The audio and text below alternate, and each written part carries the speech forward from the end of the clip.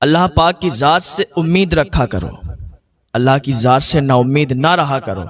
جو آپ کے حق میں ہوگا اللہ تعالیٰ آپ کو بہتر عطا فرمائے گا۔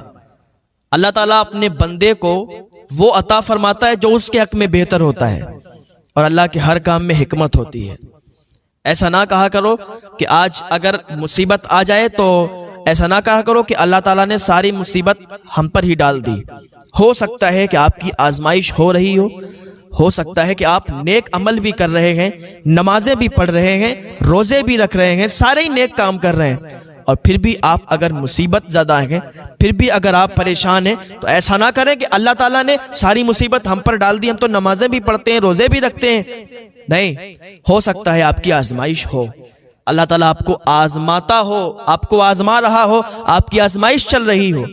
اللہ تعالیٰ مال کے ذریعے سے بھی آزماتا ہے، اولاد کے ذریعے سے بھی آزماتا ہے۔ آزمائش کی بات یاد آئی تو آپ دیکھ لیں، حضرت اسماعیل علیہ السلام کے والد حضرت ابراہیم علیہ السلام پر آزمائش آئی تھی کہ نہیں آئی تھی؟ اللہ جو کرتا ہے بہتر کرتا ہے، بس امید اللہ کی ذات سے لگائیے، امید اللہ کی ذات سے رکھیے۔ ایک انسان تھا جو کہ بہت مالدار تھا، اور ایک دن رات میں سویا تو اسے نیند نہیں آئی۔ آدھی رات ہو گئی لیکن نیند نہیں آئی، کروٹ بدلتا رہا، کروٹیں ادھر سے ادھر بدلتا رہا، لیکن نیند نہیں آئی۔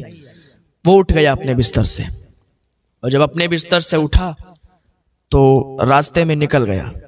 نکلنے کے بعد چلتا رہا تو سامنے سے مسجد پڑی۔ جب اس نے مسجد دیکھی، کہ جب مسجد پڑ گئی ہے سامنے تو چلو نماز نفل ادا کر لیتا ہوں۔ مسجد کے اندر داخل ہوا نماز نفل پڑھنے کے لیے۔ نماز نفل پڑھنے کے لیے نیت باندھی، 2 رکعت نماز نفل پڑھی، سلام پھیرا تو کیا دیکھتا ہے کہ ایک آدمی مسجد کے اندر بیٹھا ہے جو اللہ کی بارگاہ میں فریاد کر رہا ہے، مولا میں بہت غریب ہوں، مولا لیکن میری امید صرف تجھ سے ہے، میری لو صرف تجھ سے لگی ہوئی ہے، مولا اگر تو نہیں عطا کرے گا نا میرے بچے بھوکے مر جائیں گے۔ کوئی مجھے اپنے کام پہ بھی نہیں رکھتا، کوئی مجھے کام پہ بھی نہیں لگاتا، مولا امید تجھ سے لگائی ہے، لو تجھ سے لگائی ہے، مانگ تجھ سے رہا ہوں، تو مجھے عطا فرما۔ میں نے کھانا نہیں کھایا، میرے بچوں نے کھانا نہیں کھایا ہے، میرے بچے بھی بھوکے ہیں، میں بھی بھوکا ہوں، بھوک میں تڑپ رہے ہیں، مولا تو ہی امداد کر دے، تو ہی میری مدد فرما۔ اگر تو مدد نہیں کرے گا مولا میں کسی کے سامنے ہاتھ نہیں پھیلاؤں گا، کیونکہ مجھے کوئی محنت اور مزدوری کرنے کے لیے لے بھی نہیں جاتا، مجھے کوئی اپنے کام پر بھی نہیں رکھتا، اب تو بتا میں کیا کروں۔ رات کے سناٹے میں اللہ کی بارگاہ میں فریاد کر رہا تھا۔ آج ہمارے دل بھی تو ویسے ہوں، ہماری زبانیں بھی تو ویسی ہوں کہ ہم اللہ کی بارگاہ میں دعا کریں اور ہماری دعا فوراً قبول ہو جائے۔ ہماری زبان ویسی نہیں ہے، ہمارے دل صاف نہیں ہے، دل پاک نہیں ہے، دل میں بڑا برائی ہے، بڑا بغض ہے ایک دوسرے کے لیے، بڑا حسد بھرا ہوا ہے، تو پھر ہماری دعائیں کیسے قبول ہوں گی؟ اس انسان نے کہا بھائی مجھے بتاؤ تو صحیح کیا بات ہے؟ تو وہ بولا میں اپنے رب سے فریاد کر تو رہا ہوں کہ میں بھوکا ہوں اور میں نے کھانا نہیں کھایا، میرے بچوں نے کھانا نہیں کھایا۔ اب یہ انسان جس کو نیند نہیں آ رہی تھی نا، اس کو پتا چل گیا کہ مجھے نیند کیوں نہیں آ رہی تھی۔ اس نے اپنی جیب سے کچھ پیسے نکالے اور اس انسان کو دیے، تو اس نے منع کر دیے کہ نہیں میں یہ پیسے نہیں لے سکتا۔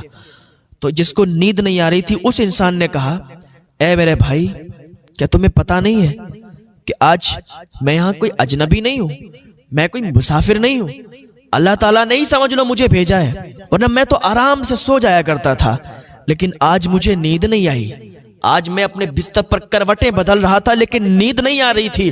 پتہ نہیں ایسا کیا تھا کہ آنکھ 1 منٹ کے لیے بھی بند نہیں ہوئی، اور اسی وجہ سے آج ہم یہاں آئے ہیں تو آپ کو دیکھا کہ یہ سمجھ لو کہ مجھے اللہ پاک نے بھیجا کہ تمہاری مدد کے لیے۔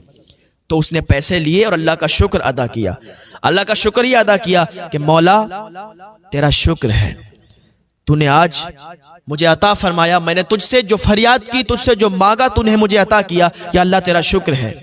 اللہ کا شکر ادا کرتے رہا کریں، کھانا کھائیں تب بھی اللہ کا شکر ادا کریں، کہیں جائیں تب بھی اللہ کا شکر ادا کریں، جو بھی نیک کام کریں نا اللہ کا شکر ادا کریں۔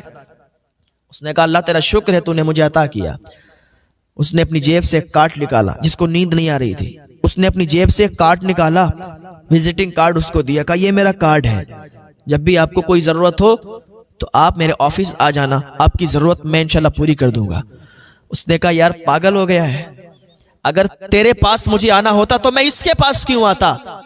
میں اگر مجھے کچھ ضرورت ہوتی ہے نا تو میں اپنے رب سے فریاد کرتا ہوں، اپنے رب کی بارگاہ میں آتا ہوں، اپنے رب سے مانگتا ہوں، مجھے میرا رب عطا فرماتا ہے۔ میرا مولا مجھ سے روٹھ جائے گا کہ دینے والا میں ہوں، میں دیتا ہوں، اور اس نے اس کا وزٹنگ کارڈ لے لیا، اس کا کارڈ لے لیا، اور اپنی فریاد اب اس کے پاس لے جاتا ہے۔